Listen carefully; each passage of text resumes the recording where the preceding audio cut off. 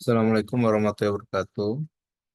Pada kesempatan kali ini kita akan membahas suatu topik, satu mata kuliah yang sangat fenomenal saat ini yang berjudul data mining atau penambangan data.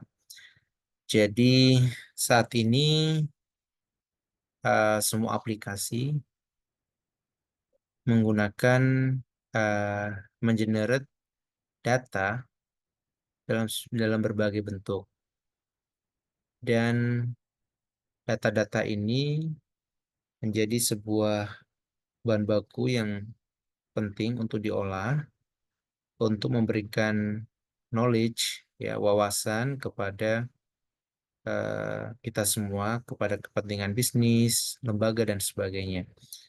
Sehingga belajar bagaimana mengolah data, memodelkan data itu sangat penting.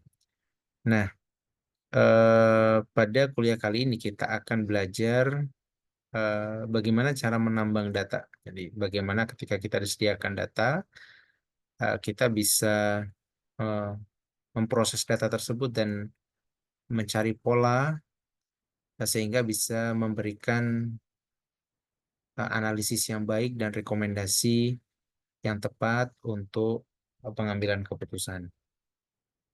Jadi kita akan sedikit mengenal apa itu data mining, ya, atau penambangan data. Dan penambangan data ini kita akan bahas juga implementasinya di sekitar kita yang sebenarnya sudah banyak sekali terjadi, entah kita sadari atau tidak. Nah, secara definisi,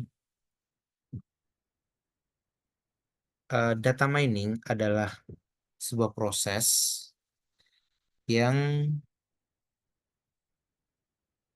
eh, bertujuan untuk menemukan pola-pola penting, ya. Jadi poinnya adalah menemukan pola, mencari pola, ya. Jadi kalau kita punya banyak data, gitu ya, kita tambang, gitu ya, kita dapatkan pola-pola, gitu ya, pola atau wawasan, gitu ya. Ya, sama seperti kalau kita menambang di gunung, gitu, yang kita cari adalah emas dan sebagainya. Jadi kita mencari pola yang penting, kemudian hubungan yang tersembunyi, apakah ada hubungan-hubungan, tren dan sebagainya, informasi yang berharga dengan menggunakan berbagai metode, ya, entah metode statistik, pembelajaran mesin maupun lainnya. Ya, jadi poin dari data mining adalah menemukan pola, ya, mencari hubungan tersembunyi atau mencari wawasan yang berharga yang tujuannya dapat memberikan value kepada kita. Nah, sebelum kita membahas lebih lanjut tentang data mining, kita akan coba diskusi terlebih dahulu tentang implementasi data mining. Implementasi data mining sebenarnya sudah banyak dilakukan di berbagai bidang. Ya, kita akan coba ambil satu persatu contoh dari eh, bidang yang ada di sekitar kita, ya. Misal di sisi atau di bidang di sektor kesehatan, misalnya. Ya, data mining dapat digunakan untuk menganalisis data pasien seperti riwayat medis, gitu ya. Tentu pasien itu mempunyai riwayat, gitu ya. Eh, Sakitnya apa, berobatnya bagaimana, gitu ya. Hasil tesnya, untuk gejala-gejalanya dan sebagainya, untuk bisa memprediksi suatu penyakit, misal diabetes, gitu ya, ataukah kanker berdasarkan riwayat kesehatan pasien. Jadi kita disediakan data atau kita mengumpulkan data dari riwayat medis, ya, ya, anggap misal bentuknya tabular, gitu ya, riwayat eh, hasil tes labnya dan sebagainya, ya. Jadi banyak data ini, ya, kita disediakan oleh banyak data ini, kita bisa mencari pola, gitu ya, bahwa ketika eh, pola suatu pasien adalah seperti ini, seperti ini, seperti ini, seperti ini, seperti ini, maka kemungkinan dia kena diabetes, gitu ya, diabetes, gitu ya, atau misal penyakit, misal kanker atau apa, gitu ya, paru-paru atau yang lainnya, ya. Jadi eh, saat kita menambang data ini kita bisa mendapatkan wawasan gitu ya. Dalam artian ini adalah mencari pola-pola apakah si pasien ini eh, menderita penyakit-penyakit ini. Di domain yang lain, misal di retail, kita gunakan untuk menganalisis riwayat pembelian pelanggan. Ya, contoh misal di Amazon gitu ya, atau di Netflix gitu ya, Spotify dan sebagainya. Data mining digunakan untuk, oh sorry, ini di retail ya, mungkin di Amazon gitu ya, cocoknya ya, untuk merekomendasikan produk gitu ya, produk gitu ya. Ya kalau di Netflix berarti mungkin produknya adalah film gitu. Sesuai dengan eh, keinginan pelanggan gitu ya, preferensi pelanggan. Jadi misal pelanggan itu customer itu cocok untuk apa ya, menyukai film-film yang bergenre action gitu, maka dia akan memberikan rekomendasi produk berdasarkan riwayat-riwayatnya. Atau misal ada pelanggan A yang menyukai genre action ya, dan ada pelanggan B, C, D gitu ya yang juga menyukai genre yang sama, itu bisa jadi apa yang dilihat dari B, C, D ini akan direkomendasikan ke A gitu ya. Jadi poinnya adalah mencari hubungan-hubungan tersembunyi gitu ya. Apakah memang ada hubungan antara eh, customer satu dengan customer yang lain. Misal di domain keuangan gitu ya. Bank bisa menggunakan data mining untuk menganalisis pola pelanggan. Apakah transaksi di platform mereka itu dianggap sebagai fraud atau enggak ya. Apakah ada transaksi mencurigakan, anomali yang sepertinya adalah misal pencurian dan sebagainya, itu bank bisa memahami pola-pola ketika terjadi suatu aktivitas yang mencurigakan. Dia bisa menetapkan aktivitas itu adalah eh, berpotensi terjadi penipuan atau hal-hal yang lainnya. Nah, itu bisa dicegah dengan menggunakan pendekatan data mining. Misal di bidang telekomunikasi, data mining dapat digunakan untuk menganalisis perilaku pelanggan, ya pelanggan atau karyawan gitu ya misal. Atau pelanggan dalam hal ini untuk melihat apakah pelanggan tadi kemungkinan akan meninggalkan layanan dari telekomunikasi tersebut dan pindah ke produk yang lain atau jasa yang lain ya. Misal perusahaan telco ini dapat memprediksi kemungkinan pelanggan tadi akan switch eh, layanan dan melakukan intervensi sebelum pelanggan tadi berhenti berlangganan ya. Misal pelanggan itu menggunakan layanan A gitu ya dari suatu perusahaan, kemudian karena mungkin tidak puas, dia bisa jadi berpindah gitu ya ke layanan B atau layanan C. Nah, sebelum ini terjadi, ya pelanggan tadi diintervensi ya agar jangan sampai dia melakukan perpindahan seperti ini. Kita bisa lihat atau memahami karakteristik dari pelanggan-pelanggan yang kemudian melakukan untuk churn ini ya, atau meninggalkan layanan dari suatu perusahaan gitu ya, produk maupun jasanya. Misal di bidang e-commerce ya, e-commerce saat ini seperti Tokopedia, Gojek dan sebagainya ini, eh, data mining dapat digunakan untuk menganalisis ulasan produk ya, ulasan produk. Jadi tentu di e-commerce itu kita bisa mengetahui atau memahami ulasan produk gitu ya. Dari ribuan pelanggan tadi, toko online tadi bisa memahami sebenarnya apa sih yang banyak dikomplain dari customernya gitu ya atau pelanggannya, dari feedback pelanggan itu seperti apa ya. Memahami pola-pola yang tersembunyi sebenarnya apa sih yang membuat mereka tidak puas atau apa sih yang membuat mereka puas atau apa sih yang membuat mereka tetap bertahan dan sebagainya ya, sehingga perusahaan tadi atau toko online tadi bisa memperbaiki layanannya. Misal di bidang pendidikan, di bidang pendidikan, institusi pendidikan, kampus gitu misalnya dapat menganalisis data akademik untuk bisa digunakan untuk memprediksi performance mereka. Jadi universitas, kampus bisa mencegah terjadinya gagal lulus gitu ya, atau misal lulus tidak tepat waktu, atau mungkin terjadinya DO dan sebagainya. Dari data mereka, akademik maupun non-akademik, akademik mereka dari nilainya, setiap mata kuliah-mata kuliah yang wajib, kemudian keaktifan di organisasi dan sebagainya gitu ya. Eh, Sehingga bisa memahami pola-pola tipe mahasiswa yang kemungkinan tidak lulus tepat waktu adalah yang seperti ini atau seperti itu gitu. Jadi bisa banyak hal eh, yang menjadi faktor mahasiswa tadi bisa lulus tepat waktu ataupun tidak, atau sampai terdeo atau tidak. Ya itu bisa kita manfaatkan di bidang pendidikan juga. Kemudian lainnya misal di bidang transportasi. Di bidang transportasi ini eh, kita bisa atau mungkin di sini di transportasi ini di perusahaan-perusahaan seperti Google, eh, Waze gitu ya, menggunakan data mining untuk merekomendasikan rute-rute yang tercepat gitu ya, berdasarkan traffic gitu ya, atau berdasarkan ya kemacetan atau kelonggaran dari traffic gitu. Kemudian di bidang olahraga, data mining dapat digunakan untuk menganalisis pertandingan-pertandingan yang sudah berjalan gitu. Jadi eh, tim tim olahraga misal NBA gitu ya atau yang lain gitu ya, itu bisa menggunakan data mining untuk menganalisis strategi permainan lawan. Kemudian bisa merancang strategi yang lebih efektif.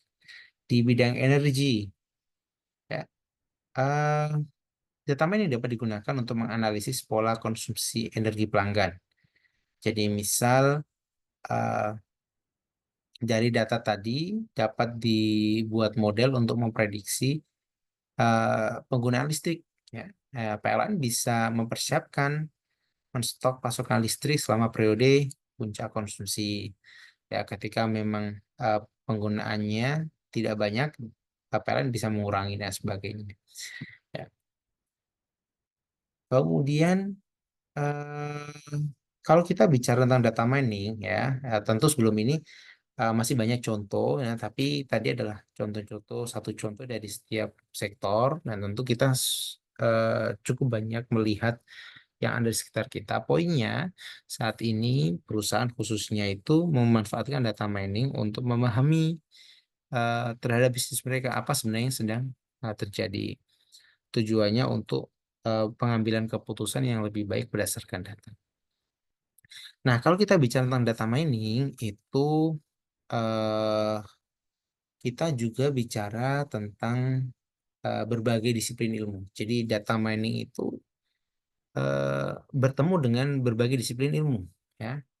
Jadi eh, data mining juga berhubungan dengan statistik, dengan machine learning, dengan natural language processing, database, social science, application, algoritma dan sebagainya, gitu ya. Jadi memang eh, data mining ini berhubungan dengan banyak banyak domain, banyak disiplin ilmu, ya, banyak disiplin ilmu.